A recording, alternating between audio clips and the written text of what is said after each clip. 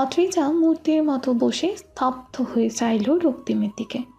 এতক্ষণ চুপচাপ রক্তিমের বলা সব কয়টা কথা শ্রবণ করেই কঠিন হয়ে উঠল তার চাহনি। তাচ্ছিল্য হেসে বলে উঠল, শেষ? আমার মেয়াদকাল শেষ আপনার কাছে? রিমু, তানিশা, এরপর আমিই ছিলাম, তাই না? এখন আমায় নিয়ে খেলা শেষ রক্তিম? এতটাই ঠুনকো একটা নারী আপনার কাছে? কেন? একটা মেয়েকে এতটা ছোট নজরে কেন দেখেন? আমি জানি আমার থেকে মুক্তি নিয়ে আপনি আবারও অন্য কোনো মেয়েকে ঠকাবেন, তার বিশ্বাসকে ঠকাবেন, কিন্তু আমি তো মুক্তি দিব না। আপনাকে এই লড়াইটা লড়তে হবে রক্তিম। দেখা যাক কে এই লড়াইটা জেতে, আমি নাকি আপনি। রক্তিম সেটে গা এলিয়ে চোখ বুঝল। বুকের ভেতর মুহূর্তেই জেগে উঠল অদ্ভুত ব্যথা। নিজের পাশে বসে থাকা রমণীটির কাছে এভাবে ভিক্ষুকের মতো চেয়েও মুক্তিটা পেল না সে। তবে কি এতদিন সে যেভাবে সবার অনুভূতিকে নিয়ে, যেভাবে মানুষকে ভেতর থেকে ভেঙে দিয়েছে, সেভাবে সেও ভাঙবে? সেও সেভাবে মিশে যাবে হাজারটা কষ্ট নিয়ে? শীতের সকাল মানেই কুয়াশাচ্ছন্ন কোনো এক শীতল সকাল। আদ্রিজার মুগ্ধ চাহনিতে জানালার পর্দা সরিয়ে বাইরে তাকালো। চারিদিকটা ঝাপসা দেখাচ্ছে। দূরের গাছগাছালিগুলো আবছা হয়ে মিশে গেছে। মুখ দিয়ে যেন বের হলো না একটা অক্ষরও। লতানো শিখার মতো লতিয়ে পড়ল যেন সেই লোকটার বাহুবন্ধনে। হাত জোড়া দিয়ে শক্ত করে খামচে ধরল জানালার পর্দা। রক্তিম মুচকি হাসল। আদ্রিজার শাড়ির তল দিয়ে হাত জোড়া দিয়ে জড়িয়ে ধরল মসৃণ পিঠের ধবধবে ফর্সা ত্বক। মুচকি হেসে মৃদু কণ্ঠে বলে উঠল, আজকের সকালটা কেন যেন ভিন্ন রকম সুন্দর অথচা আর কিছু মুহূর্ত পর বোধ হয় আরো সুন্দর হবে আমার জন্য। আর আপনার জন্য? আপনার জন্য কি ততটাই সুন্দর হবে? অদ্রিজা বুঝল না কিছুই। রক্তিমের হঠাৎ এমন আচরণেরও কোনো মানে খুঁজে পেল না সে। বিয়ের রাতটা ছাড়ার কোনো দিন রক্তিম তাকে অনুমতি না নিয়ে স্পর্শ করেনি। মাঝখানে একটা দিন কেবল জড়িয়ে ধরে ঘুমিয়েছিল। অদ্রিজা মাথা ঘুরিয়ে রক্তিমের মুখটা চাইতে চাইলেও সম্ভব হলো না। রক্তিম আরও শক্ত করে জড়িয়ে ধরল তাকে। মুখটা তার কাঁধে ভালোভাবে গুজে নিল। ঘোর লাগানো কণ্ঠে বলে উঠল, উফ, সোজা হয়ে দাঁড়িয়ে থাকুন তো অদ্রিজা, আমাকে একটু শান্তি মতো খুঁজতে দিন প্লিজ। অদ্রিজা চুপ হয়ে দাঁড়িয়ে গেল। রক্তিম যে কাল রাতেও ঘুমায়নি তা তার কাছে স্পষ্ট। না ঘুমিয়ে কি করে থাকে? কেনই বা ঘুমায় না এই লোকটা? অদ্রিজা বুঝে উঠে না। উসখুস করে বলে উঠল, এমন কেন করছেন আপনি? বললাম তো শান্তি চাই, শুনতে পাননি? অদ্রিজা হতাশ হয়ে শ্বাস ফেলল। চোখ মুখ শক্ত করে জানালা দিয়ে নিরন্তর চেয়ে রইল বাইরের ঝাপসা শহরটার দিকে। রক্তিম কয়েক মিনিট চুপ থেকে সেভাবেই রইল, অদ্রিজার ঘাড়ে মুখ গুজে। মুচকি হেসে শীতল কণ্ঠে বলল, আপনাদের কোম্পানির সবটুকু পাওনা দেওনা আজ মিটিয়ে দেওয়া কমপ্লিট হয়ে যাবে। আপনার পাওনাটুকু কমপ্লিট হয়ে যাবে আজ, আর আপনার বাড়িটাও ফেরত পেয়ে যাবেন দিন কয়েক পর। আপনার কাজ এবার শেষ। অদ্রিজা হকচকিয়ে উঠল। আপনার জীবন থেকে আমি যাব না রক্তিম। 1 মাস পর বা 1 বছর পর আমি যাচ্ছি না আপনার জীবন থেকে, বুঝতে পেরেছেন? রক্তিম বাঁকা হাসল, ফেচল গলায় বলল, কেন, ভালো টালো বাসেন নাকি আমাকে? অদ্রিজা তাচ্ছিল্য নিয়ে হাসল। রক্তিমের দিকে কঠোর চাহনিতে তাকিয়ে বলল, আপনাকে ভালোবাসা যায় না রক্তিম। ভালোবাসতে চাইলেও আপনাকে ভালোবাসা সম্ভব নয়। যে আমার অনুমতি না নিয়ে শরীর ছুঁয়েছে তাকে ভালোবাসা যায় না। যে মদ্যপ অবস্থায় গাড়ি চালিয়ে দিহানের অ্যাক্সিডেন্ট করেছে, যে আমায় বারবার আঘাত করে, তাকে কি করে ভালোবাসি বলুন? তাছাড়া যে মানুষটা মনের এক গুচ্ছ আবেগ, স্বচ্ছ অনুভূতি নিয়ে খেলা করে, তাকে তো কোনোভাবেই ভালোবাসা যায় না রক্তিম। আমাকে নিয়ে কৌতূহলটা বদ্ধ করে তালা দিয়ে যেতে বলেছিলাম, আপনি শুনলেন না অত্রিজা। আবারও মিস্টার মাহমুদের কাছে যেসব প্রশ্ন নিয়ে উপস্থিত হলেন নিজের কৌতূহল মেটাতে। চলুন আপনার কৌতূহলগুলো মিটিয়ে দিন। অদ্রিজা চুপ রইল। রক্তিম ছোট্ট শ্বাস ফেলেই বলতে শুরু করলো, গল্পটা একটা ছোট ছেলের, তখন তার বয়স 8 কি 9 হবে। প্রতিদিন বাবা মার ঝগড়া ঝামেলা এসব দেখে সে বড় হচ্ছিল। বাবা মায়ের সরল রূপের সাথে সে পরিচিত ছিল না। বাবা সবসময় গম্ভীর হয়ে ঘুরে বেড়াতো তার সামনে। বাবার সামনে আসলে সে ছোট্ট ফুটফুটে ছেলেটি ভয়ে কুকড়ে মরত। কোনোদিন বাবার কাছে কোনো আবদার রেখেছিল বলেও মনে পড়ে না। আর মা, ছোট ছেলেটা তার মাকে আঁকড়ে ধরে তার সবটুকু সময় কাটাতে চাইত। বাবার ভয়ে তটস্থ হয়ে থাকলেও মাকে অতটা ভয় পেত না। মাকে অনেকটা ভালোবাসত, কিন্তু সে মা তাকে সময় দিতে পারত না। মায়ের কাছে সে আবদার বার্নে রাখলে উনি বিরক্ত হতেন। ঝাঁঝালো কণ্ঠে কয়েকটা কথা বলে সরে যেতেন ছেলেটার কাছ থেকে। গেস করুন তো ছেলেটাকে? অদ্রিজা হতবাক হয়ে তাকিয়ে রইল। অস্ফুট স্বরে বলল, আপনি আপনি সেই ছেলেটা রক্তিম? রক্তিম শব্দ করে হেসে উঠল। ভেজা সবুজ ঘাসগুলোর উপর চোখ বন্ধ করে চিত হয়ে শুয়ে পড়েই হাত জোড়া মাথার নিচে রাখলো। সেভাবেই চোখ বন্ধ রেখে বলল, আপনি যে রোহানা চৌধুরীর পেছনে পড়ে আছেন, সে মহিলাটা একটা চরিত্রহীন মহিলা, খুব খারাপ মহিলা অদ্রিজা। অদ্রিজা চমকে উঠল, কাপা কণ্ঠে বলল, নিজের মা সম্পর্কে কি সব বলছেন আপনি? রোহানা চৌধুরী আর রিয়াদ মাহমুদ বায়োলজিক্যালি আমার প্যারেন্টস। আপনাকে যে গল্পটা শুনিয়েছে, সে গল্পের বাবাটা হলো রিয়াদ মাহমুদ, আর মা হলো রোহানা চৌধুরী। ছোট্ট 8-9 বছর বয়সের ছেলেটা হলো রক্তিম মাহমুদ। রক্তিম যখন অনেক ছোট, কোমল শুরুটা এদিক সেদিক ঘুরে বেড়াতো, তখন থেকেই সে একা নিঃসঙ্গভাবে বড় হয়েছে অদ্রিজা। 10 বছর বয়সে এসে তার মা অন্য একজন লোকের সাথে পালিয়ে গেল, তার অর্থ প্রাচুর্যতার লোভে। কি ভাবছেন, তার বাবা থেকে আগলে রেখেছিল? ভালোবেসে কাছে টেনে নিয়ে বড় করে তুলেছে? না, তেমন কিছুই করেননি তিনি। সবাই যখন বলল ছেলে দেখাশোনা করার জন্য আরেকটা বিয়ে করে নেওয়া উচিত, উনি আরেকটা বিয়েও করে নিলেন। তার প্রথম স্ত্রী চলে যাওয়ার 1 মাসের মাথায়। ছোট্ট রক্তিম কেন জানি না তার বাবার দ্বিতীয় স্ত্রীকে মেনে নিতে পারেনি, কোনোভাবেই পারেনি মেনে নিতে। তবে ভদ্রমহিলা রক্তিমকে অনেক আদর করত, অনেক খেয়ালও রাখত, অনেকটা ভালোবাসতে হয়তো। কিন্তু ওই যে রক্তিম ছেলেটা অদ্ভুত, সে কারণে হয়তো সে তার বাবার দ্বিতীয় স্ত্রীকে মেনে নিতে পারল না। 2 মাসের মাথায় নিজের নিঃসঙ্গ একা জীবন নিয়ে একদিন মাঝরাতে বেরিয়ে গেল অন্ধকার রাস্তায়। শহরের অলিতে গলিতে তার মাকে খোঁজার চেষ্টা করল, কিন্তু তার মা অন্য একজনের হাত ধরে উন্নত দেশে পাড়ি জমিয়েছে। তা হয়তো তার মস্তিষ্ক তখনও বুঝে ওঠেনি। সেদিন রাতে আমি অনেক খোঁজা হলো, অবশেষে পেয়েও গেল। বাসায় ফেরার পর রুমের দরজা লাগিয়ে তার বাবা থেকে অনেক কথা শোনালো, মেরেছিল তাদের মাঝরাতে এইভাবে খোঁজাখুঁজি নিয়ে বিরক্ত করার জন্য। রক্তিম সেদিন কেঁদেছিল, প্রচুর কেঁদেছিল অদ্রিজা, আর কাঁদেনি, আর কোনোদিন কান্না তার চোখে আসেনি। অদ্রিজা নিশ্চুপে বসে থেকে রক্তিমের বলা সবগুলো কথা শুনল। শুকনো ঢোক গেলে রক্তিমের দিকে তাকালো। এই যুবকদের মাঝে এতগুলো সুপ্ত দুঃখ আছে কোনোদিন আন্দাজও করেনি সে। এতটা হাসি খুশি থাকা যুবকটির মনে এত বিষাদ কে বুঝবে? চোখ জোড়া ছলছল করলো। রক্তিমের দিকে তাকিয়ে লম্বা শ্বাস নিয়ে বলল, তারপর? রক্তিম মুচকি হাসলো, চোখ মেলে অদ্রিজার মুখের দিকে তাকিয়েই বলল, তার পরের দিন রক্তিমের সব থেকে প্রিয় মানুষ তার নানি এসেছিল। রক্তিমের গালে তখন মিস্টার মাহমুদের চরের 5 আঙ্গুলের ছাপ জলজল করছিল। 2 গাল সহ হাতে ওনার আঘাতের চিহ্ন ছিল। রক্তিমের নানি তা দেখে অবাক হলো। সেদিন নিয়ে আসলেন রক্তিমকে ওনার সাথে। তারপর থেকে রক্তিম তার নানির সাথে বড় হয়েছে। এই দুনিয়ায় রক্তিমের নানি ব্যতীত রক্তিমের আর কেউ নেই অদ্রিজা। না কোনো বন্ধু, না কোনো বোন, না ভাই, আর না মা বাবা। অদ্রিজা তপ্ত শ্বাস ফেলল, ছলছল চোখে তাকিয়ে রইল রক্তিমের দিকে। রক্তিম চাপা হাসি নিয়ে উঠে বসে বলল, আপনার কাছে সব বলে দিয়েছে অদ্রিজা, আর কোনো কৌতূহল নিশ্চয় নেই আপনার? বলুন, এরপর এসব নিয়ে আর ছুটোছুটি করবেন না। অদ্রিজার বাসার সামনে এসে গাড়িটা থামলো। অদ্রিজা গাড়ি থেকে নেমে রক্তিমের দিকে তাকালো।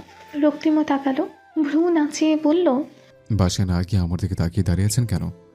আপনার মাকে বলে দিয়েছে আপনি 1 সপ্তাহের জন্য এখানে বেড়াতে এসেছেন? 1 সপ্তাহ পর্যন্ত উনি আপনাকে যেতে দিবে না এই বাসায়? এই 1 সপ্তাহ আপনার ছুটি, এটাই বলছিলাম। কিছুই না, এই 1 সপ্তাহ আপনি কোনো কৌতূহল অজুহাতে যাতে আমার কাছে ছুটে না আসেন, তাই আজকে সবটা বলে দিলাম। আর আজকে সকাল থেকে আমি এত খুশি ছিলাম কেন বলুন তো? এই যে আজ থেকে 1 সপ্তাহ আমি মুক্ত, এই জন্যই। আপনি নামক অসুখটা সইতে পারছি না আমি অদ্রিজা, তিলে তিলে মারা যাচ্ছি আমি। অদ্রিজার বুকে মুহূর্তেই অনুভব হলো অন্যরকম ব্যথা। রাগ আর কষ্টে বিষিয়ে উঠল মন। দাঁতে দাঁত চেপে বলল, সবটাই আপনার প্ল্যান? তবে এই 1 সপ্তাহ মুক্তি চাইছেন তো? দিলাম মুক্তি, কিন্তু 1 সপ্তাহ পর এই অসুখটাই আপনাকে আষ্টে পৃষ্ঠে আক্রান্ত করবে রক্তিম। সামলাতে পারবেন তো এই অসুখটাকে? তখন কিন্তু শত চেয়েও মুক্তি পাবেন না আপনি। কেটে গেল 4-4টা দিন। অস্থিরতা শব্দটা সাংঘাতিক। আর এই অস্থিরতাটা যদি সৃষ্টি হয় শুদ্ধ অনুভূতি জন্মানো কোনো এক লোকের জন্য, তাহলে বোধ হয় আরও সাংঘাতিক। অনুভূতিটা না যায় প্রকাশ করা, আর না যায় বোঝানো। অদ্রিজা তপ্ত শ্বাস ফেলল। সত্যি কি রক্তিমকে ভালো টালো বেশি ফেলেছে সে? বুঝে উঠল না।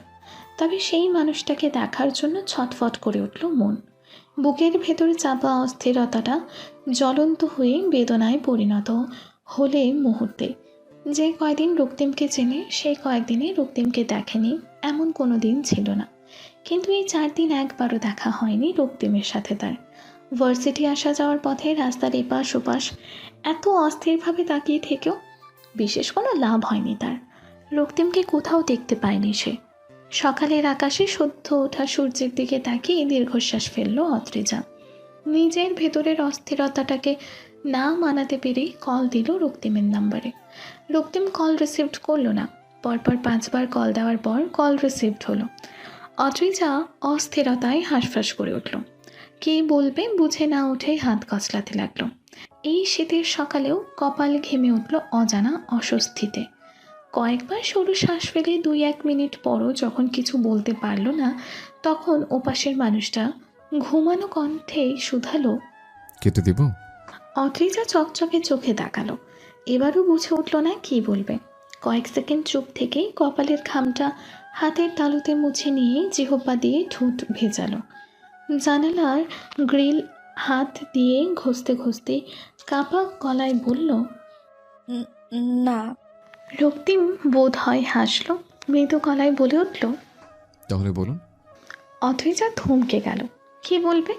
কোনো কথা কি আদৌ বলার আছে? যেই যুবকটিকে এতদিন ঘৃণা দিয়ে এসেছে সেই যুবকটির সাথে কি হঠাৎ করে প্রণয়ের কাব্য শুরু করা যায় নাকি?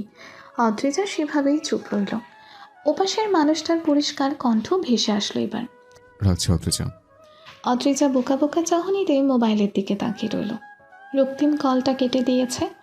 কি সমস্যা অদ্রিজা? ঘুমের মধ্যে বারবার ব্যাঘাত ঘটাচ্ছেন কেন? অদ্রিজা চুপ রইল। গম্ভীর কণ্ঠে বলল, ওহ, ঘুমোচ্ছেন? ঘুমোচ্ছি তা বোঝেনি নাকি বুঝেও না বোঝার ভান করছেন? অদ্রিজা থতমত খেয়ে গেল।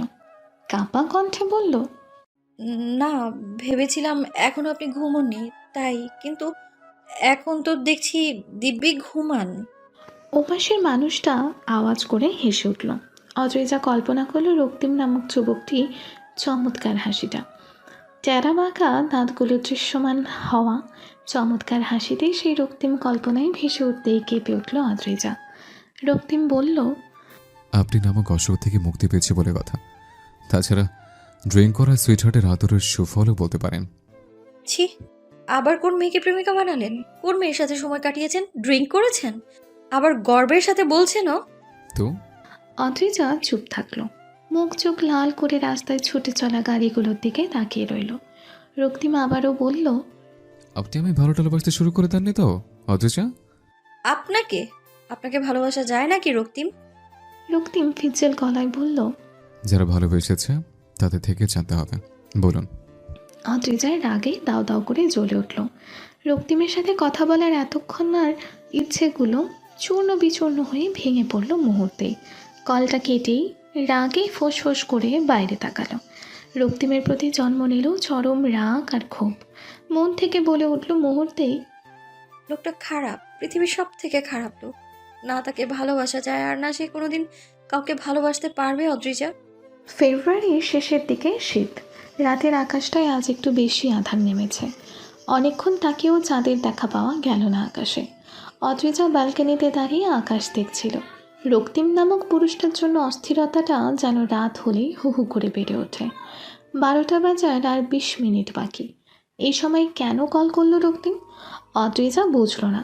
কলটা রিসিভড করে কাঁপা গলায় বলল, হ্যালো। রক্তিম কিচ্ছু বলল না, চুপ রইল। অদ্রিজার অস্থিরতাটা বেড়েই চলল। হাতের তালু ব্যালকনির গ্রিলে ঘষতে ঘষতে আবারও বলল, হ্যালো রক্তিম। রক্তিম হালকা হাসল, বলে উঠল, আকাশের তারা কখনো মা বাবা হয় না, আপনি সেটা জানেন না? তো আকাশ পানে তাকিয়ে আছেন কেন? অদ্রিজা চমকে উঠল রক্তিমের কথা শুনে। সে আকাশ দেখছে, তার রক্তিম কি করে জানলো? বেলকনির গ্রিল ভেদ করে আশেপাশে তাকিয়ে রাস্তার ওপাশটায় বাইকে হেলান দিয়ে দাঁড়ানো রক্তিমকে দেখে শিউরে উঠল মুহূর্তে। লম্বা চওড়া সাদা ধবধবে শরীরে ব্ল্যাক শার্ট, গোটানো হাতা, ব্ল্যাক জিন্স, মোবাইল কানে রেখে তার দিকেই তাকিয়ে আছে ঘোর লাগানো চাহনিতে। সেই চাহনিতেই যেন নড়বড়ে হয়ে গেল অদ্রিজার ভেতরটা। অস্বস্তিতে হাঁসফাঁস করেই বলল, আপনি আমার বাসার সামনে রক্তিম? রক্তিম ঠোঁট বাঁকিয়ে হাসল। অদ্রিজার দিকে ঠিক সেইভাবেই তাকিয়ে রইল। ভ্রু উঁচিয়ে বলল, তো অদ্রিজা কী বলবে খুঁজে পেল না। রক্তিমের হাসি আর তাকানো দেখেই লজ্জায় মেয়ে এলো যেন সে। মুহূর্তেই বোধগম্য হলো রক্তিম নামক পুরুষটাকে দেখে সে লজ্জা পাচ্ছে। মুখ নামিয়ে মোবাইলটা কানে রেখেই লজ্জা ভাবটাকে লুকাতে কঠিন গলায় বলল, তো মানে এত রাতে আপনি আমার বাসার সামনে আসবেনই বা কেন? মানুষজন দেখলে কি ভাববে? এ পাড়ায় নতুন আমরা, একটা বিবাহিত মেয়ে রাত বিরাতে বেলকনিতে এসে কোনো ছেলের সাথে প্রেম বিনিময় করছে, বিষয়টা মোটেও ভালো দেখায় না। রক্তিমের তেমন একটা ভাবাবেগ হলো না, বরং অদ্রিজাকে আরও লজ্জায় ফেলতেই মুখে অন্যরকম দুষ্টুমি মাখা হাসি ফোটালো। ঠোঁট কামড়ে চোখে মুখে চাহনি অন্যরকম করেই অদ্রিজার দিকে তাকিয়ে রইল এক দৃষ্টিতে। অদ্রিজা সেই দৃষ্টির সম্মুখীন হতেই চোখ মুখ কুঁচকে ফেলল। জামার ওড়না ঠিকঠাক করে ওড়নায় হাত ঘষে অস্বস্তি কমাতে চেয়েই বলে উঠল, ছি, তাকানোর কি ধরন! এখনই বখাটে ছেলে হিসেবে রাস্তায় ঘন পিটুনি খেতে পারেন আপনি। রক্তিম আওয়াজ করে হাসল। চাহনিটা সেরকম রেখেই বলল, যাক বাবা, আপনি বললেন প্রেম বিনিময় করছে, আর প্রেমময় দৃষ্টিতে তাকালে অপরাধ? অপরাধ, খুব বড় সড়ো অপরাধ। রক্তিম হাসল। বাইকের থেকে সরে এসে রাস্তার এপাশে দাঁড়ালো। আদ্রিজার দিকে চাহনি সরালো না অবশ্য। ঠোঁটজোড়া গোল করে তীক্ষ্ণ আওয়াজ করে শীষ বাজে উঠল। অদ্রিজা কপাল কুঁচকে তাকিয়ে রইল। রক্তিম বাঁকা হেসেই বলল, এই বখাটে ছেলে গর্হিত অপরাধে কেউ শাস্তি দিচ্ছে না অথচা দেখুন। অদ্রিজা কিছুক্ষণ চুপ থেকে ছোট্ট শ্বাস ফেলল। সরাসরি বলল, কেন এসেছেন? রক্তিম নির্লিপ্তভাবে উত্তর দিল, সুইটহার্টের বার্থডে আজ, পিচ্চিরা পাঠালো আপনাকে নিয়ে যেতে। নিজের মতো দ্রুত। রক্তিমের কথাগুলো শুনেই এতক্ষণকার স্বচ্ছ সুন্দর অনুভূতি শিহরণ সবটাই মুহূর্তে রূপান্তরিত হলো বিশ্রীর রাগ আর ক্ষোভে। রক্তিমের মুখপানে এক নজর চাইতেই রক্তিম মুচকি হাসল, বলল, এইভাবে তাকালে ভয় পাবো অথচা। ভয় পাওয়ার দরকার নেই, আপনি চলে যান, আমি ঘুমোবো এখন। আপনার সুইটহার্টকে আমার হয়ে জন্মদিনের শুভেচ্ছা জানিয়ে দেবেন রক্তিম। ও হ্যাঁ, একটু দাঁড়ান, আমি আপনার সুইটহার্টের জন্য গিফট নিয়ে এসেছি, ওটা দিয়ে দেবেন আমার হয়ে। কথাটা বলেই অদ্রিজা রুমে ঢুকলো দ্রুত। রক্তিম প্রায় মিনিট দুয়ে বাইকে হেলান দিয়ে দাঁড়িয়ে থাকার মাঝেই নিচে নামলো অদ্রিজা। রক্তিমের সামনে গিয়েই একটা তরতাজা গোলাপ আর একটা বক্স ধরিয়ে দিয়েই বলে উঠল, আপনার সুইটহার্টের জন্য উপহার দিয়ে দেবেন, বাই। কথাগুলো বলে অদ্রিজা পেছন দিকে পা বাড়াতে নিলে রক্তিম তার বাঁ হাতটা ধরে হ্যাঁচকা টান দিল। বাইকের পেছনে বসিয়ে দিয়েই নিজেও বসে পড়ল সামনে। বাইকে চালানো স্টার্ট করার আগেই আয়নায় এক নজর চাইলো অদ্রিজার দিকে। বাঁকা হেসে বলল, আমায় ধরে বসুন, পরে পুরোটারে গেলে জানা নেই। অদ্রিজা রক্তিমকে ধরে বসলো না। ছটফট করে যেতে নিলেই রক্তিম বাইক চালানো শুরু করলো।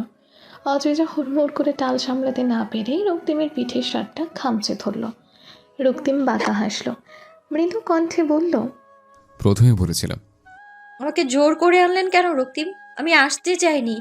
আপনার প্রেমিকা, আপনার প্রেম, আপনি আসবেন তার বাড়িতে, আমাকে কেন? রক্তিম মুচকে হাসল। অদ্রিজার প্রশ্নের উত্তর না দিয়েই নিজের ডান হাতের তর্জনী আঙুলটা রাখলো অদ্রিজার ঠোঁট জোড়ায়। অদ্রিজা যেন মুহূর্তেই জমে গেল। রক্তিমের হাতের স্পর্শ হঠাৎ ঠোঁটে পেয়ে চমকে গেল সে। চোখ জোড়া বড় বড় করে তাকাতেই রক্তিম হাসল।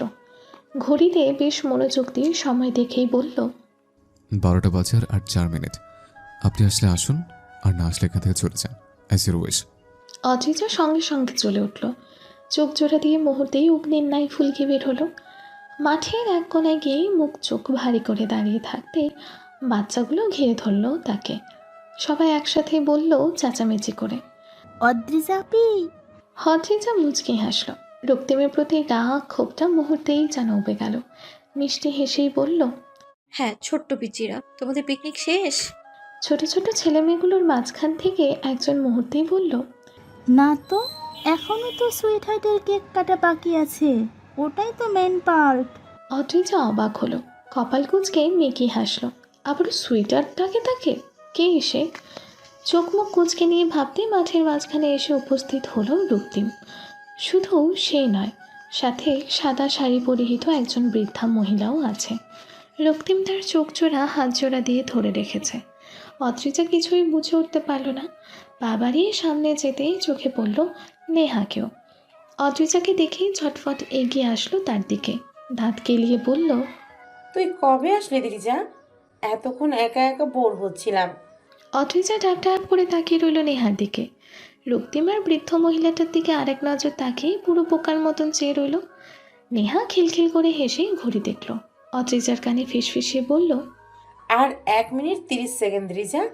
অদ্রিজা থমকানো মস্তিষ্ক নিয়ে সেভাবেই দাঁড়িয়ে রইল। রক্তিমের সুইটহার্টকে বুঝে না ওঠে কান্না পাচ্ছে তার। আর ওই বৃদ্ধাই বাকে রক্তিমের সুইটহার্টকে সেই বুঝে উঠল না। মস্তিষ্ককে বারবার প্রশ্ন করেও কোনো উত্তর খুঁজে পেল না সে। বিধ্বস্ত মন নিয়ে একবার রক্তিম আর ওই বৃদ্ধা মহিলা তো আর একবার নেহার দিকে তাকালো। শুকনো ঢোক গেলেই কাঁপা কণ্ঠে বলল, উনি উনি কি রক্তিমের সুইট? অদ্রিজা পুরো কথাটা শেষ করতেই পারল না। সঙ্গে সঙ্গেই চারপাশ থেকে ভেসে আসলো আনন্দ উচ্ছ্বাসিত মিশ্রিত হই হুল্লোড়। ছোট ছোট পিচ্ছি গলার তীক্ষ্ণ আওয়াজ সহ রক্তিম নেহার গলায়ও শোনা গেল, happy birthday sweetheart, happy birthday to you. Adrija ঠাঁই দাঁড়িয়ে রইল। রক্তিমের দিকে স্থিরভাবে তাকিয়ে রইল সে। রক্তিম সামনের বৃদ্ধা মহিলার চোখ থেকে সরিয়ে নিল হাত জোড়ার শক্ত বাঁধন।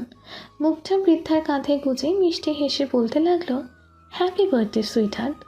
অদ্রিজা রক্তিমের থেকে নজর সরিয়ে বৃদ্ধার দিকে তাকালো। মুখটা পুরোপুরি নেহার মতোই দেখতে।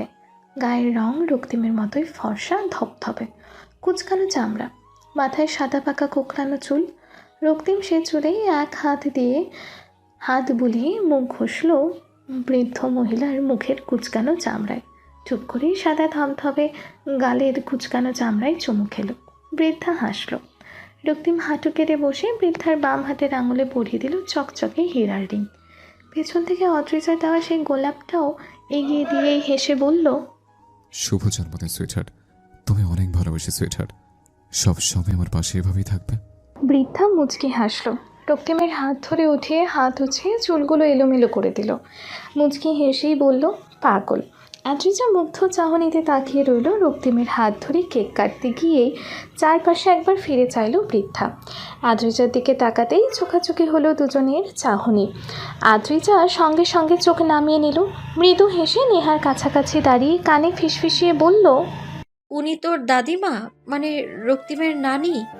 রুহানা চৌধুরী যেমন তোর কার্বন কপি, তেমনটা না হলেও তোর চেহারার সাথে অনেক মিল আছে ওনার চেহারার, তাই মনে হলো। নেহা মুচকি হাসল, বলল, হ্যাঁ, আমার দাদিমা। অদ্রিজা চকচকে চাহনিতে তাকালো। সঙ্গে সঙ্গে অস্পষ্ট কণ্ঠে বলে উঠল, তার মানে রক্তিমের সুইটহার্ট উনি? ওনাকে সুইটহার্ট ডাকে রক্তিম? নেহা খিলখিলিয়ে হাসল, ফিসফিসিয়ে বলল, হুম, কেবল সুইটহার্ট না তো, প্রেমিকাকে যত রকম সম্বোধন করা যায় সবই ডাকে রক্তিম ভাইয়া দাদিমাকে। অদ্রিজা মুচকি হাসল। এ দৃষ্টিতে তাকিয়ে রইল রক্তিমের হাসি মাখা মুখটার দিকে। এই যুবকটির মাঝেই যে কত শত দুঃখ লুকায়িত আছে তা কি কেউ বলবে তার এই মারাত্মক ঘায়েল করা হাসি দেখে? তখন খাওয়ার পর্ব শেষ।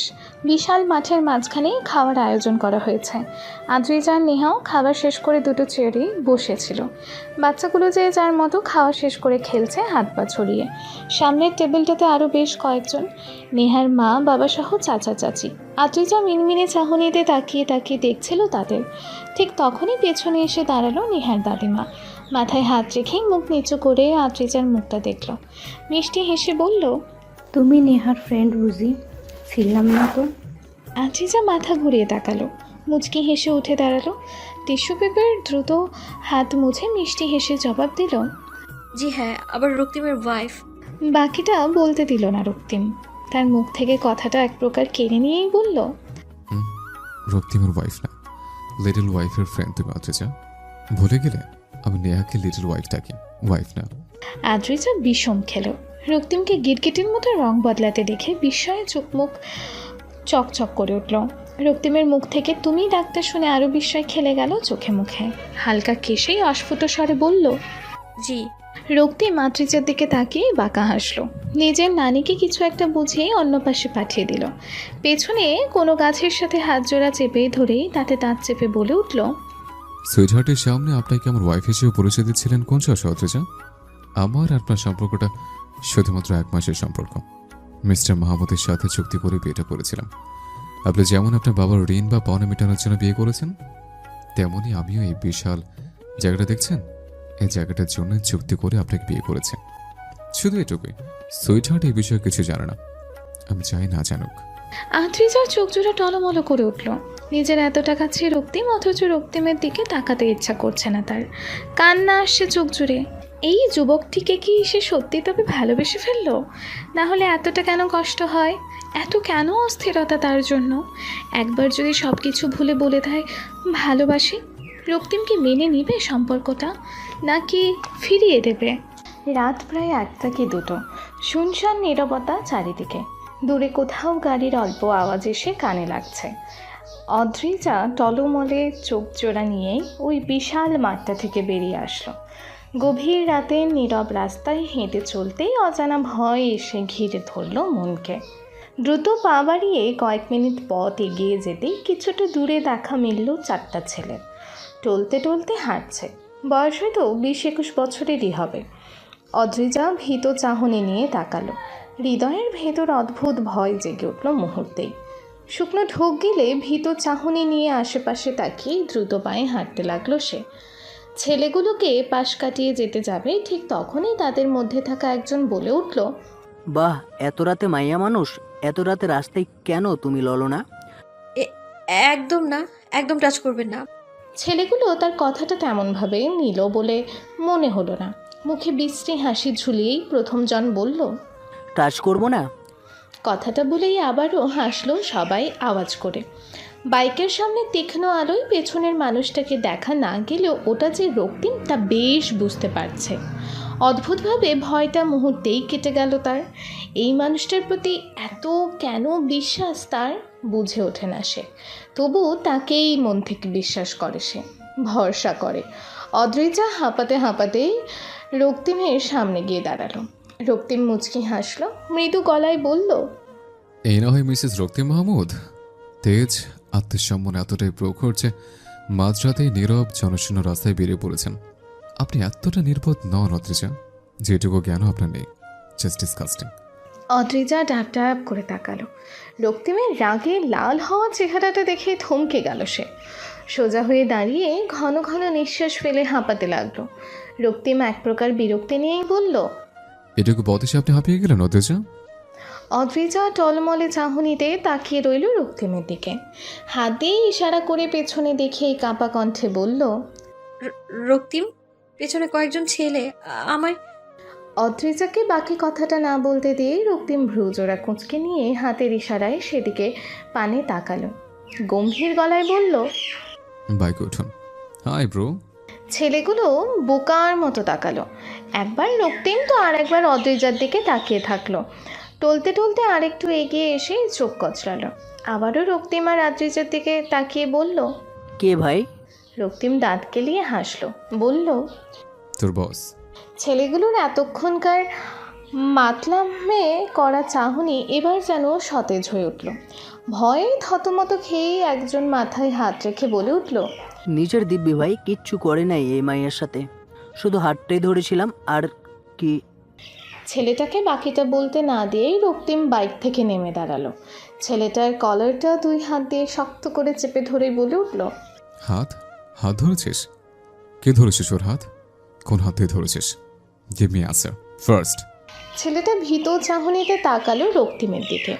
ভয়ে কাঁপা কাঁপা গলায় বলল, ভাই মায়েরেন না দয়া করে, আমি ধরেছিলাম। রক্তিম ক্ষিপ্র চাহনিতে তাকালো। ছোঁয়াল শক্ত হয়ে এলো মুহূর্তেই। কলারটা আরো শক্তভাবে চেপে ধরে বলল, তুই তুই ধরেছিস ওর হাত? কোন হাত দিয়ে ধরেছিস? ছেলেটা ডান হাতটা এগিয়ে দিল।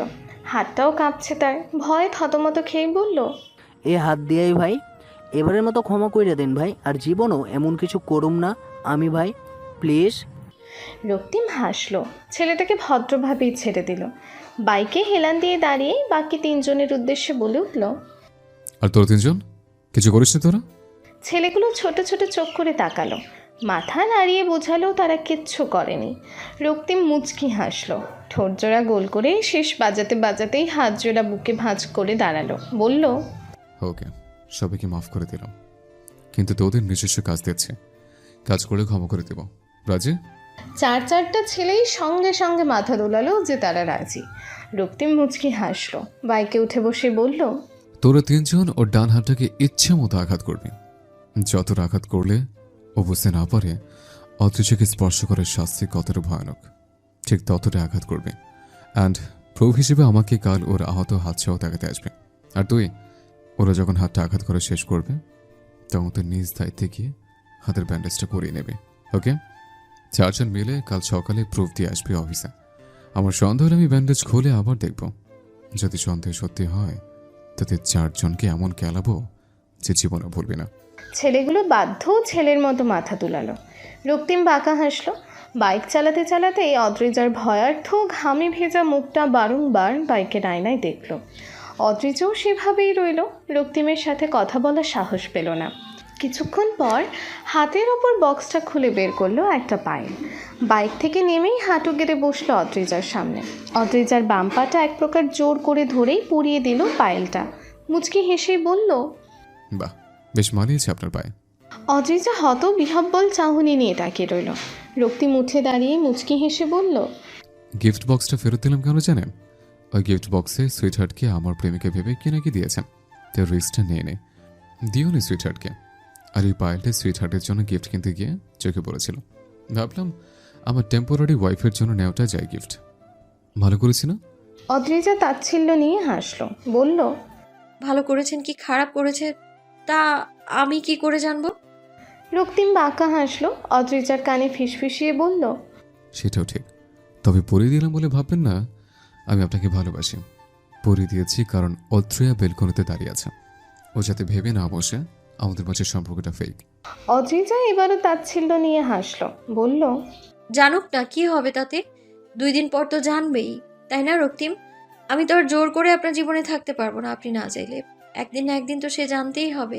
কথাটা বলেই আর দাঁড়ালো না অদ্রিজা। এক নজর নিজের রুমের ব্যালকনিতে দাঁড়ানো আত্রেয়াকে দেখে মৃদু হাসলো। তারপর গেট খুলে দ্রুত ঢুকে গেল বিল্ডিংয়ে। আর রক্তিম এক নজর তাকে মুখ বাঁকিয়ে হাসলো। ক্যান্টিনে সামনাসামনি চেয়ারে বসেছিল অদ্রিজা আর দিহান। আমি মধ্যবিত্ত ঘরের ছেলে অদ্রিজা, তার মানে এই নয় যে আমার আত্মসম্মান নেই। তুমি জানো নিশ্চয়ই আমি বরাবরই আত্মসম্মান নিয়ে বাঁচতে ভালোবাসি। কোনো সময় কারো দয়া নিতে পছন্দ করি না আমি অদ্রিজা। অদ্রিজা থমকে গেল। ফাঁপা মস্তিষ্কে দিহানের বলা একটা কথারও মানে খুঁজে না পেয়ে ক্রমশ শুরু হলো চাহনি। ভ্রুজোড়া কুঁচকে রেখেই বলল সে, মানে? আমার অ্যাক্সিডেন্টটা আমার অসাবধানতার জন্যই হয়েছিল। তোমার বিয়ে হয়ে গিয়েছে এই শোকে এতটাই আনমনে হাঁটছিলাম যে কখন মিস্টার রক্তিমের গাড়ির সামনে এসে পড়েছিলাম আমি বুঝে উঠতে পারিনি। নেহার চিৎকার করা সতর্ক বাণীগুলো আমার কানে আসেনি সেই দিন, যেদিন অ্যাক্সিডেন্টটার জন্য আমি দায়ী। তাহলে এসবের মানে কি অদ্রিজা? আমি তো এতদিন এসব জানতেই পারিনি, আজ জানলাম। আর জানার পর থেকে কেবল একটা কথাই মনে হচ্ছে, তুমি আমায় দয়া করেছ, তোমার হাজবেন্ড আমায় দয়া করছে, রাইট? অদ্রিজা কেঁপে উঠল। মিনমিনে চাহনিতে দিহানের দিকে তাকিয়ে থেকেই কাঁপা গলায় বলল, কোন সবের কথা বলছো তুমি? হাসপাতালের বিল 1,95,300 টাকা। আমি জানি তোমার হাজবেন্ডের টাকা আছে, সে ধনী লোক, তাই বলে আমায় দয়া করবে কেন? এর থেকে বোধহয় সেদিন মারা গেলেই ভালো হতো। অন্যের দয়া নিয়ে বাঁচার থেকে মরে যাওয়া শ্রেয় অদ্রিজা, তাই না? অদ্রিজা অস্ফুট স্বরে বলে উঠল। দিহান? দিহান কানে নিল না, আবারও চাপা স্বরে বলে উঠল, সত্যি তোমার আর তোমার হাজবেন্ডের এই ঋণ আমি কখনো শোধ করতে পারবো না অদ্রিজা। তবে টাকাগুলো আমি শোধ করে দেব। প্রত্যেক মাসে টিউশনি করিয়ে যা টাকা পাই তা জমিয়ে আস্তে আস্তে শোধ করে দেব। জানো অদ্রিজা, যেদিন তুমি বিয়ে করেছিলে সেদিন কেবল মনে হচ্ছিল মধ্যবিত্ত হয়ে জন্মানোটাই বোধহয় পাপ। না নিজের ভালোবাসা পাওয়া যায় আর না কোনো ইচ্ছে পূরণ হয়। আজ আবারও মনে হচ্ছে মধ্যবিত্ত হয়ে জন্মানোটাই ভুল। আমার অপরাধটাও তো এটাই ছিল, তাই না অদ্রিজা? তাই তো আমায় একটা বার সুযোগ দিলে না। সুযোগ দেওয়ার প্রতিশ্রুতি দিয়েও প্রতিশ্রুতি রাখোনি তুমি। অদ্রিজা তপ্ত শ্বাস ফেলল। দিহানের বলা প্রত্যেকটা কথাই যেন তার ভেতরে চরম আঘাত করছে। কেবল এটাই মনে হচ্ছে সে লোভী। টলমল করে উঠল চোখ জোড়া, ঘন ঘন শ্বাস ফেলেই বলল সে, দিহান, তুমি কি এটাই বলতে চাইছো যে আমি লোভী? হ্যাঁ, আমি লোভী দিহান। নিজের জন্য, নিজের পরিবারের জন্য আমি লোভী হলাম। হলাম আমি লোভী। ক্ষতি কি তাতে? তুমি আমার কাছে সময় চেয়েছিলে যতদিন না চাকরি পাও। ভালোবাসার প্রস্তাব রেখেছিলাম। আমি বলেছিলাম সম্পর্কটা প্রেমিক প্রেমিকার হোক, চাই না স্বামী স্ত্রীর হোক। আমি তোমায় সেদিন ফিরিয়ে দিইনি, এটাই বোধহয় সব থেকে বড় পাপ ছিল আমার দিহান। আমি তোমায় সময় দিয়েছিলাম, আর সেই সময়টা আসার আগেই নিজেই সেই প্রতিশ্রুতি থেকে পালিয়ে এসেছি। এই অপরাধটার জন্য আমি কিভাবে কষ্ট পাচ্ছি তা বোধহয় তুমি জানো না। তবে সত্যি বলবো, তুমি আমার থেকেও ভালো কাউকে পেয়েছো, পাবে দিহান, যে তোমাকে এতটা ভালোবাসে যে তুমি নিজেই জানো না তোমার মূল্যটা কতটুকু। কে সে জানো? নেহা। ও তোমায় অনেক ভালোবাসে দিহান। আমাকে তুমি ভালোবাসলেও আমি কোনোদিনও তোমায় ভালোবাসতে পারিনি দিহান, সত্যি এটাই। তাই এই বিষয়টা চাপা দিয়ে নেহাকে ভালোবাসো। মেয়েটা তোমায় অনেক ভালোবাসে। এটুকু ভালোবাসা দিলেই সে ভালোবাসার সাগরে নিজেকে ভাসিয়ে দেবে, মানিয়ে নেবে। দেখো। দিহান চুপচাপ শুনল কথাগুলো। অদ্রিজার কথাগুলো শুনেই নেহার দিকে তাকালো। তার দিকে তাকিয়েই ছিল নেহা। চোখাচোখি হতেই দ্রুত নজর সরালো নেহা। দিহান মুচকি হাসল, বলল, থ্যাঙ্কস আদ্রিজা, আসছি। অদ্রিজা ক্লান্তি মাখা চাহনিতে তাকিয়ে হালকা হাসল। মাথায় ঘুরছে রক্তিম নামক মানুষটার ভাবনা। সে যখন তাকে ভুল বুঝে বলেছিল দিহানের অ্যাক্সিডেন্টের জন্য সেই দায়ী, কেন কিছু বলল না, মেনে নিল কেন অপবাদটা? অদ্ভুত। সন্ধ্যার ঠান্ডা বাতাস, আকাশে ডুবুডুবু সূর্য। অদ্রিজার চোখে মুখে অন্ধকার নামল দ্রুত। অস্পষ্ট গলায় বলল, আপনার সাথে আমার অনেক ইম্পর্টেন্ট কথা আছে, এখানেই দাঁড়িয়ে থাকুন। রক্তিম বোধহয় বিরক্তই হলো। অদ্রিজার পাশে বসে পড়ে মাথাটা হাত জোড়া দিয়ে চেপে ধরল। চুলগুলো হাত দিয়ে বুলিয়েই পেছনে ঠেলে দিয়ে বলে উঠল, জলদি বলুন, আমি এখানে থাকার মতো সময় কিংবা ধৈর্য কোনোটা নিয়ে আসেনি। আপনি অনেক খারাপ রক্তিম, পৃথিবীর সব থেকে খারাপ। আপনি চাইলে আমায় বলতে পারতেন সবটা, বলেননি। আপনার কোনো মেয়ের সাথে ফিজিক্যাল রিলেশন ছিল না, তাও আপনি বলেছেন মেয়েদের শরীর ছাড়া আপনি কিচ্ছু বোঝেন না। কেন? আমার সামনে নিজেকে খারাপ প্রমাণ করার এত কিসের প্রতিযোগিতা আপনার? কেন করেছেন এমনটা? প্রমাণ করা? যে খারাপ তাকে খারাপ প্রমাণ করা লাগে নাকি অদ্রিজা? মিথ্যা। আপনি খারাপ নন রক্তিম। আমার সামনে খারাপ হয়ে আছেন কেন? আপনি কেন খারাপ সাচ্ছেন আমার সামনে? উত্তর দিন আমায়। ডিসকাস্টিং। বারবার একই কথা বলছেন কেন আপনি? অদ্ভুত। আমি খারাপ তো আপনার কাছে কেন প্রমাণ করবো? আমি কি লাভ? এসব ফালতু কথা বলার জন্য ডেকেছেনই বা কেন? আপনার কোনো ধারণা আছে কতটা মূল্যবান সময় নষ্ট করেছি আমি? আপনি বাচ্চা নন, 16 বছরের কিশোরীও নন যে কারণে অকারণে ভালোবাসা আপ্লুত হয়ে দেখা করতে চাইবেন, আবদার করবেন। আমি আপনাকে আগেও বলেছি, প্লিজ আমাকে জড়িয়ে ধরার চেষ্টা করবেন না। আমি নিয়ে কোনো ভালো ধারণা রাখবেন না। নিশ্চয় হয়ে যাবেন আপনি। আপনার মন এবং মস্তিষ্ককে এটাই বোঝানো ভালো হবে যে আপনার ভেতর আমাকে নিয়ে জন্মানোর সত্য অনুভূতিটা ভালোবাসা নয়, শুধুই ভালো লাগা অথবা সাময়িক দুর্বলতা। সত্যি বলতে এটা কি জানেন অদ্রিজা? সহানুভূতি, শুধুই সহানুভূতি। আপনি যখনই জানলেন রক্তিমের জীবনটা এতটা নিঃস্ব, একা, কষ্টের, তখনই আপনার ভেতর শুধু একটা সহানুভূতি জন্মেছে, এছাড়া কিছু নয়। আপনি সেটাকে অন্য কিছু ভেবে আমি নামক যুবককে কাছে টানবেন না। না রক্তিম, সহানুভূতি নয়, আমি আপনাকে ভালোবাসি রক্তিম। আপনার সাথেই পুরোটা জীবন কাটাতে চাই আমি। রক্তিম ক্ষিপ্ত চাহনিতে তাকালো। 2 হাত দিয়ে তীব্র বেগে ছাড়িয়ে নিল অদ্রিজার হাত জোড়া। অদ্রিজার কান্নামাখা চাহনি, বিধ্বস্ত চেহারা, কোনো কিছুই যেন তার মধ্যে কোনো প্রতিক্রিয়া সৃষ্টি করলো না। অদ্রিজার ঠোঁট জোড়ায় তর্জনী আঙুল রেখেই দাঁতে দাঁত চেপে বলে উঠল, যে সারা অদ্রিজা, মিথ্যে বলবেন না আপনি। আমি আপনাকে মিথ্যুক রূপে দেখতে চাই না। আর শুনে রাখুন, আজকের পর আমাদের আরও কয়েকটা দিন একসাথে কাটাতে হবে, 1 মাস পূর্ণ হওয়া পর্যন্ত। এই কয়দিনে কখনো আপনি আমার কাছে এসব সহানুভূতি দেখাবেন না। আপনার প্রেমিকের সাথে আপনার বিচ্ছেদ ঘটতেই পারে, তা বলেই আমি সহানুভূতি দেখিয়ে ভালোবেসে বলবেন আমি মেনে নেব না, মাইন্ডেড। অদ্রিজা এবারও হতবিহবল চাহনি নিয়ে সেভাবেই তাকিয়ে রইল। অগোছালো চুলগুলো মুখের মধ্যে আষ্টে পৃষ্ঠে জড়িয়ে আছে। কান্নামাখা চোখজোড়া ফুলে উঠতেই ধপ করে বসে পড়ল মাঠের ইট সিমেন্টের বসার জায়গাটায়। সঙ্গে সঙ্গে দৌড়ে এলো অত্রিয়া। 1 সপ্তাহ পেরিয়ে আরও 2-3 দিন হলো। অদ্রিজা তবু রক্তিমের বাসায় ফেরেনি। রক্তিম নামক মানুষটার আশেপাশে তো থাকা দূর, তার সামনাসামনি হওয়াটাও যেন ভীষণ রকম অন্যায় কাজ তার জন্য। সেদিনের পর রক্তিমের প্রতি জন্মেছে ঘৃণা, ক্ষোভ। যে ঘৃণার ক্ষোভ আত্মসম্মানের সেই অপমান স্মৃতিতে এখনও জলজল করে জ্বলে ওঠে। বলুন, কেন ডেকেছেন মিস্টার রক্তিম? রক্তিম হাসল, বলল, অ্যাজ এ ব্রাদার একটা কাজ করতে পারবে দিহান? তুমি করে বললাম, মাইন্ড করো না।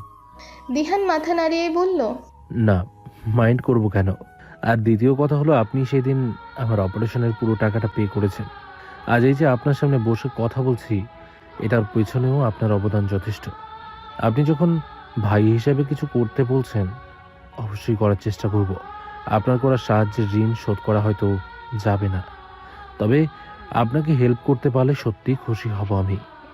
রক্তিম মুচকি হাসলো, ভ্রু উঁচিয়ে জিজ্ঞেস করলো। সত্যি বলছো তো? দিহান মৃদু হাসলো, মাথা নাড়িয়ে হ্যাঁ সূচক উত্তর দিয়ে বলল, অবশ্যই সত্যি বলছি। এবার বলুন কি করতে হবে। অদ্রিজাকে ভালোবেসে আগলে রাখতে পারবে? ওর জীবনের ক্ষুদ্র ক্ষুদ্র দুঃখগুলো যাতে ওর অনুভূত না হয়, ঠিক সেভাবেই ভালোবেসে সুখ দিয়ে ভরিয়ে দিতে পারবে? ভালোবাসো তো অদ্রিজাকে? পারবে না? দিহান চমকে উঠল রক্তিমের কথা শুনে। কি হলো, পারবে না? যাকে দুদিন আগ পর্যন্ত এতটা ভালোবাসতে এবং ভালোবাসো, দুদিনে ভুলে গেল তাকে দিহান? সে বিবাহিত জেনে তার প্রতি ভালোবাসাটা নেভে গেল? মানে কি সব বলছেন? আপনি জানেন আপনি কি বলছেন? রক্তিম নিঃশব্দে তাচ্ছিল্য নিয়ে হাসলো, চোখের হাসি তেজ ফুটিয়ে বলল, কেন, অদ্ভুত লাগছে? অদ্ভুত লাগলেও কিছু করার নেই। বলো, অদ্রিজাকে আগলে রাখবে? না, তাকে আগলে রাখার মানুষ আছে এখন। আপনি আছেন তো, রক্তিম মাহমুদ। ধরো আমি নেই, আমি থাকলাম না, দুদিন পর তুমি আর অদ্রিজার মাঝখানে আমি থাকলাম না, থাকবো না, তবু আপন করে নেব না অদ্রিজাকে? না, আপনি অন্য কিছু করতে বলে আমি নির্দ্বিধায় করে ফেলতাম কাজটা মিস্টার মাহমুদ, কিন্তু এই কাজটা আমি করতে পারবো না, সম্ভব নয়। আর কিছু বলবেন? রক্তিম তাচ্ছিল্য মাখা হেসেই বলল, ভালোবাসা শেষ হয়ে গেল দিহান? প্রেমিকা এখন অন্য কারো জেনে ভালোবাসার অবসান ঘটে গেল? শুধু পেয়ে গেলে যে ভালোবাসা কে বলল? না পর মাঝে কি ভালোবাসা থাকতে পারে না দিহান? কেন, ভালোবাসা কমে গেল অদ্রিজার প্রতি? তার শরীরে অন্য পুরুষের ছোঁয়া লেগেছে বলেই কি আবার আপন করতে পারবে না তাকে? এটাই কারণ? এটাই তোমার ভালোবাসা? হাস্যকর। আমি আদ্রিজাকে এখনো ভালোবাসি মিস্টার মাহমুদ। ওর প্রতি প্রথম থেকে যে অনুভূতিটা আমার ছিল, সেই অনুভূতিটা আজও আছে। কিন্তু আদ্রিজা, সে আমায় কোনোদিনও ভালোবাসেনি। সে এখন আপনার স্ত্রী দিহান। আমি তাকে আপন করতে পারবো না, সম্ভব নয়। তার কারণটা আপনি যাই ধরুন। নিজের ভালোবাসা মানুষকে কষ্টের জ্বলে পড়ে শেষ হতে দেখতে পারবে তুমি? কেন আগলে নেবে না তাকে? বললাম তো, আমি থাকবো না, তোমাদের মাঝখানে তৃতীয় কোনো ব্যক্তি থাকবে না দিহান। দিহান চুপ রইল। রক্তিম আবারও বলল, তোমার ইচ্ছে অনিচ্ছাকে আমি মূল্য দিচ্ছি না দিহান, দিব না। রক্তিম সবসময় নিজেরটাই বুঝতে শিখেছে। তুমি না চাইলেও অদ্রিজাকে তোমায় আগলে নিতে হবে, অদ্রিজার পাশে থাকতে হবে এবং নিজেকে প্রিপেয়ার করাটাই তোমার ব্যাপার। বাট এটাই হবে। কথাটা শেষ করেই উঠে দাঁড়ালো রক্তিম। ব্লেজারের কলারটা ঝেড়ে নিয়েই মুচকি হাসলো, পা বাড়িয়ে বেরিয়ে আসলো সেখান থেকে। হৃদয় ভরা তপ্তশ্বাসে বিষিয়ে উঠল ভেতরটা, বুকটা ভারী হয়ে উঠেছে ক্রমশ। আজ ড্রিঙ্ক না করলেই নয়, নিজের এই পাহাড় সমান বিষাদটাকে যে কমাতে হবে, নয়তো নিঃশ্বাস নেওয়া যে কঠিন হয়ে থেকেছে তার জন্য। অদ্ভুত ভিন্ন যন্ত্রণায় ভেতরটা পিষে যাচ্ছে কালো অন্ধকারে। সেই অন্ধকার কালো হৃদয়ের কথা বোধ হয় আজও কেউ বুঝতে সক্ষম হয়নি, হবে না। সন্ধ্যাবেলা। অদ্রিজা, কেমন আছো মা? আর আপনি কেমন আছেন বেআইন সাহেবা? অদ্রিজা মিষ্টি হাসলো। উত্তর দেওয়ার পর তার মা আর রক্তিমের বাবার কথোপকথন শুনলো চুপচাপ। কথোপকথন শেষে চলে যাবে ঠিক তখনই বাসার সদর দরজায় দেখা মিলল টলতে টলতে হাঁটা সেই লোকটির। রক্তিমের চোখজোড়া লাল টকটকে, হেঁটে আসাটা স্বাভাবিক দেখাচ্ছে না। এই বিকালবেলায়ও যে সে ড্রিঙ্ক করেছে তা তার হাঁটা দেখে স্পষ্ট। অদ্রিজা একবার রক্তিম তো একবার মায়ের দিকে তাকালো। রক্তিমের এই বিষয়টা বুঝে গেল তার মা কী ভাববে। মেয়ের জামাই শেষ পর্যন্ত একটা মাতাল।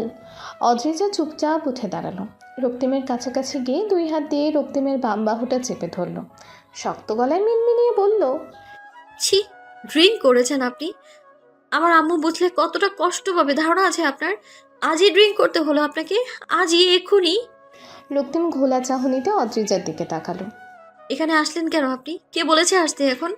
নাকি ইচ্ছে করে আবার খারাপ হওয়ার নাটক কন্টিনিউ করতে আমার আম্মুর সামনে এভাবে হাজির হয়েছেন? আপনার অ্যাক্টর হওয়া উচিত ছিল রক্তিম। ছেলেরাও এত ভালো অভিনয় পারে, আপনাকে না দেখলে আমি জানতামই না। রক্তিম নিঃশব্দ লাল টকটকে চোখের সেই চাহনি সেরকমই রাখল, এক পলকও নড়ল না সেই চাহনি। মুচকি হেসে অদ্রিজার কানের কাছে মুখ নিতেই হেলে পড়ল অদ্রিজার কাঁধে। নিজের প্রতি ব্যালেন্স রাখাটা বোধহয় মাতাল শরীর পারল না। মাথাটা সেভাবেই অদ্রিজার কাঁধে হেলিয়ে দিয়ে বলল, আপনি অ্যাক্টরের পেছনে পড়েছেন এখনো? অদ্ভুত। অদ্রিজা বিরক্ত হয়ে তাকালো। রক্তিমের ভারী শরীরের কিছুটা ভার তার উপরও পড়েছে। 2 হাত দিয়ে রক্তিমকে ধরে নিতেই নাকে এসে লাগলো ভারী কোনো এক গন্ধ। সঙ্গে সঙ্গে কপাল কুঁচকে গেল তার। ফিসফিসিয়ে বলল, আপনি তো সত্যি ড্রিঙ্ক করেছেন। ছি রক্তিম, ছি। আশা করিনি আমি। কেন? জানি না, আমি আপনাকে ধরছি। আপনি সোজা হয়ে আসবেন যাতে বোঝা না যায় যে আপনি ড্রিঙ্ক করেছেন। আম্মুর কাছে গিয়ে সালাম দেবেন, তারপর রুমে গিয়ে যা ইচ্ছে তাই করুন, মাতলামি করুন, প্রেম করুন, যা ইচ্ছে করুন। রক্তিম মুচকি হেসে মুখ ঘেঁষল আদ্রিজার কাঁধে। আদ্রিজা কেঁপে উঠল সঙ্গে সঙ্গেই। বাম হাতটা সজোরে চলে গেল রক্তিমের মুখে। শক্ত করে রক্তিমের মাথাটা ধরে সোজা করে দিয়ে দাঁতে দাঁত চেপে বলল, কি করছেন এইসব? এটা ড্রয়িং রুম, আম্মু বাবা সবাই আছে, দেখছেন আপনি? ওরা দেখলে কি ভাববে? রক্তিম বাঁকা হেসে ফিসফিসিয়ে বলল। বাহ, পারফেক্ট বউ। কথাটা বলেই রক্তিম হাসল। অদ্রিজা কোনোভাবেই 2 হাত দিয়ে রক্তিমের বিশাল লম্বা চওড়া শরীরটা ব্যালেন্স করার চেষ্টা করলো। মায়ের কাছে গিয়ে সোজা করে দাঁড় করাতে রক্তিম হালকা হাসল, বলল, আসসালামু আলাইকুম আন্টি। ওয়ালাইকুম আসসালাম। কেমন আছো অদ্রি? কোনো সমস্যা? এভাবে ধরে আছিস কেন? অদ্রিজা ভয়ে চুপসে গেল। এই বুঝে তার মা সবটা বুঝে গেল। সমস্যা না তো আম্মু, কোনো সমস্যা নয়। সিঁড়ি দিয়ে ওঠার সময় ওনার পায়ে ব্যথা পেয়েছেন, তাই হাঁটতে পারছেন না। অদ্রিজার মা হালকা হাসার চেষ্টা করলো। সন্দেহটা গেল না। নজরটা আগের মতো রেখে তাকিয়ে রইল উনি। অদ্রিজা কাঁপা গলায় আবারও বলল, আম্মু তুমি বসো, আমি ওনাকে রুম পর্যন্ত এগিয়ে দিয়ে আসি। পায়ে ব্যথা পেয়েছে তো ওষুধটা দিয়ে আসি, তুমি বসো। হ্যাঁ, আমার সত্যি বিরক্ত লাগছে রক্তিম। ড্রিঙ্ক করেছেন ভালো কথা, আপনি কেন আবার বাসায় আসবেন? আমি তো জানতাম আপনি এই বাসায় থাকেন না, সুইট হার্টের সাথে থাকেন। তাহলে এখানে থাকাটা তো কেবল শর্ত ছিল, তাই না? আমার তো মনে হয় আপনি ইচ্ছে করে ড্রিঙ্ক করে এই বাসায় ফিরেছেন। রক্তিম হাসল, জড়ানো কণ্ঠে বলল, ও, ভুল ভাবছেন অথচা। মিস্টার মাহমুদ গাড়ি পাঠিয়েছিল, কল করে বলেছিল আপনারা এসছেন, তাই আসাটা নাকি বাধ্যতামূলক, তাই এসছে, আর কিছু নয়। অদ্রিজা লম্বা শ্বাস ফেলল। আপনার ডাকনামটা কিন্তু খুব কিউট, অদ্রি। আহ, আপনি আমার হাত ধরে টানলেন কেন? অসহ্য। আজ বললেন না রুমে এসে মাতলামি করুন, নয়তো প্রেম করুন, যাচ্ছে তাই করুন। তাহলে চলে যাচ্ছেন যে প্রেম করবো না? No start. মানে কি হচ্ছে কি? হাত ছাড়ুন। এই রুমে কোথাও ড্রিঙ্ক করার সামগ্রী দেখতে পাচ্ছেন? নেই। আর আমি ড্রিঙ্ক না করে মাতলামি কি করে করব বলুন তো? আপনি তো দুটি কথাই বললেন, মাতলামি নয়তো প্রেম। যেহেতু মাতলামি করাটা পসিবল না, সেহেতু প্রেমটাই গ্রহণযোগ্য। এখন বলুন, এই রুমে প্রেম করার মতো আর কেউ আছে? কার সাথে প্রেম করব? অদ্রিজা বিরক্ত চাহনিতে তাকালো। হাতটা কচলাতে কচলাতে ছাড়ানোর বৃথা চেষ্টা করলো। এক মুহূর্তের জন্য মনে হলো রক্তিম ড্রিঙ্ক করেনি। এত স্পষ্ট কথা, এত স্পষ্ট ভাবনার কথা কি ড্রিঙ্ক করার পর বলা যায় নাকি? অদ্রিজা সন্দেহে চাহনিতে তাকিয়ে বলল, আপনি সত্যি ড্রিঙ্ক করেছেন নাকি নাটক? তো স্পষ্টভাবে কথা বলছেন। আমার হাত ধরে টানার সময় তো চলতে দেখিনি। ড্রিঙ্ক করতে আমি অভ্যস্ত। ওসব ড্রিঙ্কের সাইড এফেক্ট হিসেবে মাতাল হয়ে যাব না অদ্রিজা।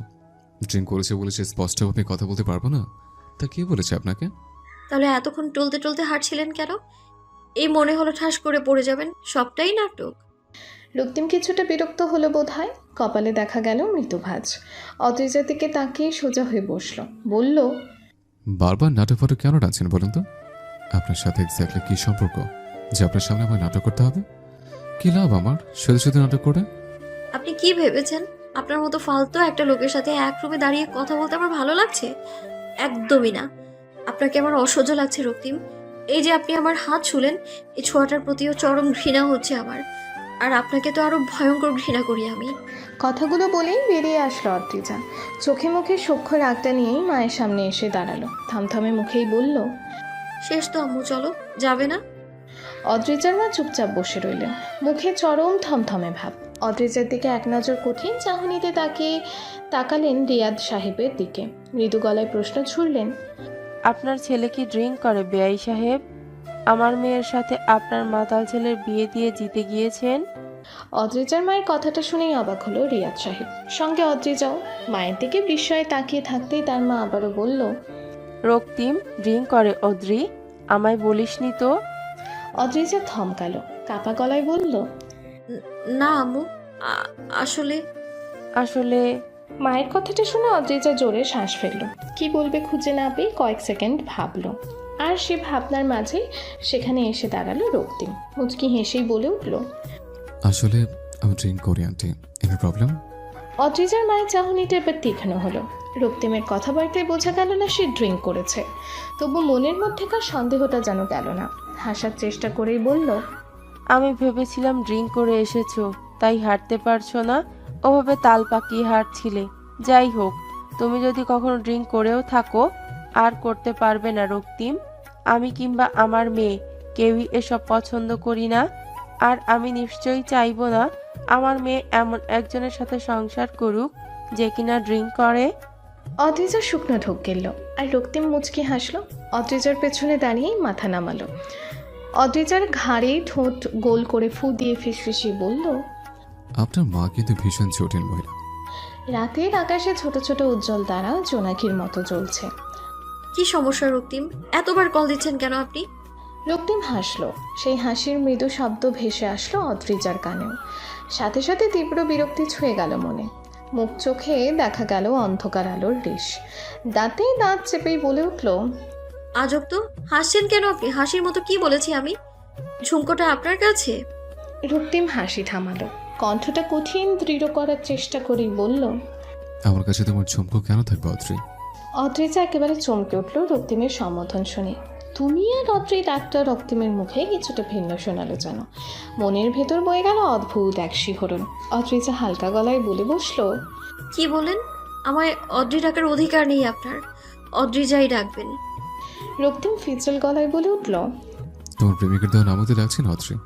অদ্রি রেখেছে, দ্রিজা নয়। অদ্রিজা চুপ রইল। বিরক্তি মাথা ছেড়ে যেতে চাইলো যেন মুহূর্তেই। রাগে হাঁসফাঁস করে কিছুটা সময় নীরবতার পরে রক্তিম আবারও বলল, রেখে গিয়েছো নাকি অদ্রি? কুল। তোমার বান্ধবীর ফুফাতো ভাই হিসেবে এতটুকু মজা আমি করতেই পারি, তাই না অদ্রি? আপনি আমার কেউ নন রক্তিম, কেউ নন। বান্ধবীর ফুফাতো ভাই হিসেবে তো আপনার সাথে আমার পরিচয় হয়নি। যে পরিচয়টা হয়েছিল সেটা আমি কিংবা আপনি কেউ মানি না। হাতে গোনা আর কয়েকটা দিন, এরপর এমনিতেও আমাদের আর দেখা সাক্ষাৎ হবে না। আর আপনি আমার কেউ নন রক্তিম। হ্যাঁ জানি, তবু অনাথি চর্চা করতে আমার ভালোই লাগে অদ্রি। এনিওয়েজ, আমি বোধহয় বিরক্ত করছি। এইটুকু সময় তোমার প্রেমিকের সাথে কথা বললে কতগুলো অনুভূতি প্রকাশ করা হয়েছে তো, তাই না? ইরিটেটিং। বারবার প্রেমিক বলে কি বোঝাতে চাইছেন আপনি? দিহান মোটেই আমার প্রেমিক নয়, আর আমার কোনো প্রেমিক নেই। আশা করি বিষয়টা বোঝাতে পেরেছি আমি আপনাকে। রক্তিম হাসলো। ফিসফিস করে কাউকে কিছু বলেই কিছুটা সময় চুপ রইল। অদ্রিজাও চুপ রইল। অবশেষে ওপাশ থেকে কোনো কিছু শুনতে না পেয়েই বলল, বাই, রাখছি। রক্তিম এতক্ষণ কিছু না বললেও এবার লম্বা দীর্ঘশ্বাস ফেলল। মৃদু গলায় ফিসফিসিয়ে বলল, ডোন্ট মাইন্ড অদ্রিজা, পাশে সুইটহার্ট ছিল এতক্ষণ। আপনার ঝুমকোটা পকেটে দেখে সন্দেহ করেছিল, তাই কল করে শেয়ার করলাম তাকে। আপনাকে তুমি আর অদ্রি বলে ডাকাটা তার উপস্থিতির জন্যই। বাই। সঙ্গে সঙ্গে এই কলটা কেটে গেল। অদ্রিজা লম্বা শ্বাস ফেলল। এই মানুষটাকে বোঝা দেয়, বড্ড কঠিন এই মানুষটা। এমন কেন? আপনাকে প্রিয় সম্বোধন করা কি আমার উচিত অদ্রিজা? জানি না আমি, তবে আমি খুব অসহায় অদ্রিজা, খুব অসহায় আমি। আমি এক মুঠো সাহায্য ভিক্ষে দেবেন অদ্রিজা? আমি ভীষণ ভীষণ রকম অসহায়। আমার এই জীবনটা আমি কম ভালোবাসা পাইনি অদ্রিজা। অনেক নারী আমি ভালোবেসেছিল, খুব করে চেয়েছিল আমায়, কিন্তু আমি কখনো কাউকে চাইনি অদ্রিজা, কখনোই না। আপনাকে চাই না আমি, এটুকু ভালোবাসি না আমি আপনাকে। তবুও আমি আপনাতে আসক্ত হয়ে যাচ্ছি। কেন বলুন তো? রাত হলে আমার ঘুম আমি কাছে টানছে না, মাথা মাথায় মাথাটা যেন ছেড়ে যাচ্ছে আপনি নামক মানুষটার ভাবনায়। আমি কি করবো অদ্রিজা? আপনি নামক মরণব্যাধির কি কোনো চিকিৎসা আবিষ্কার হয়নি এখনো? আর যে সহ্য করা যাচ্ছে না এই তীব্র মাথা ব্যথা। আমার এই দীর্ঘ জীবনের সব দুঃখের একমাত্র ওষুধ অ্যালকোহল আপনি নামক ব্যাধির সাথে লড়তে পারছে না। কেন বলতে পারছে না? অসহ্যের যন্ত্রণা থেকে আমার মুক্তি দিয়ে অদ্রিজা, মুক্তি চাই আমার। ভাঁজ করা সাদা কাগজে লেখাগুলো পড়েই চমকে গেল অদ্রিজা। কাগজটা একটা বক্সে ছিল। বক্সটা তার চেনা, রক্তিমের সুইটহার্টের জন্মদিনেই যে বক্সটা সে গিফট করেছিল, কিন্তু রক্তিম ফেরত দিয়েছিল সেই বক্সটার ভেতরে এই চিরকুটটা পেল। এতদিন খুলে দেখেনি সে। বক্সের ভেতরে একজোড়া কানের ধুলি উপহার দিয়েছিল সে। বুকের ভেতর হৃদস্পন্দনের মাত্রা যেন ঘন হয়ে উঠল দ্রুত।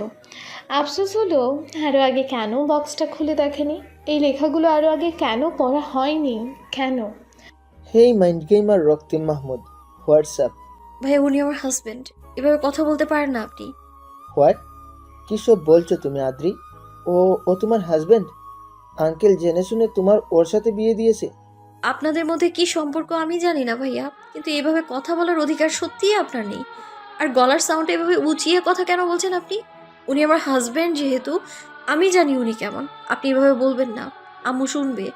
শুনুক, আমি চাই আন্টিও জানুক ও কেমন। ও তোমায় ডিজার্ভই করে না আদ্রি। ও তো শুধু মেয়েদের নিয়ে খেলতে পারে আর অ্যালকোহলে ডুবে থাকতে পারে। কদিন পর তোমাকে ছুঁড়ে ফেলে দেবে, যেভাবে আমার বোন আর তানিশাকে ছুঁড়ে ফেলে দিয়েছে। আমি চাই না তোমার জীবনটা নষ্ট হোক আদ্রি। ওকে, আপনি আমার জীবনটা বাঁচাতে চান তাই তো? ঠিক আছে, ছাদে চলুন, এ বিষয়ে আমরা ছাদে কথা বলি সবাই বসে। আমি চাই না বাসায় এ নিয়ে কোনো ঝামেলা হোক, আম্মু শুনলে সমস্যা হবে। রাইমান ভ্রু কুচকে তাকালো অদ্রিজার যাওয়ার পথে, আর রক্তিম পা বাড়ায় মুচকি হাসলো। কেন রক্তিম, কেন করলি এমনটা? কেন সম্পর্কটা নষ্ট করলি তুই? অদ্রিজা এখনো বিস্ময় নিয়ে তাকিয়ে রইল রাইমানের দিকে। তাকিয়ে সঙ্গে সঙ্গে বলে উঠল, আপনি না আমার জীবন বাঁচাতে চান ভাইয়া? তাহলে আমায় কেন বলছেন না সবটা? বাসায় তো বেশ জোরে জোরে বলছিলেন সব, তাহলে এখন জানতে চাইছি বলছেন না কেন আপনি? আপনারা কি হন একে অপরের? রক্তিম আমার সেই হাই স্কুল লাইফের ফ্রেন্ড, খুব কাছের ফ্রেন্ড। ওর সাথে যতটা শেয়ার করতাম সবটা তেমনটা বোধহয় আর কারোর সাথে শেয়ার করতাম না। জীবনের সব থেকে ক্লোজ হয়ে উঠেছিল। সম্পর্কের সমাপ্তি হয়ে যখন জানতে পারলাম রাইমা ওকে ভালোবাসে, রাইমারও মনে হতো ও রাইমাকে ভালোবাসে, কিন্তু রক্তিম কোনোদিন স্বীকার করেনি।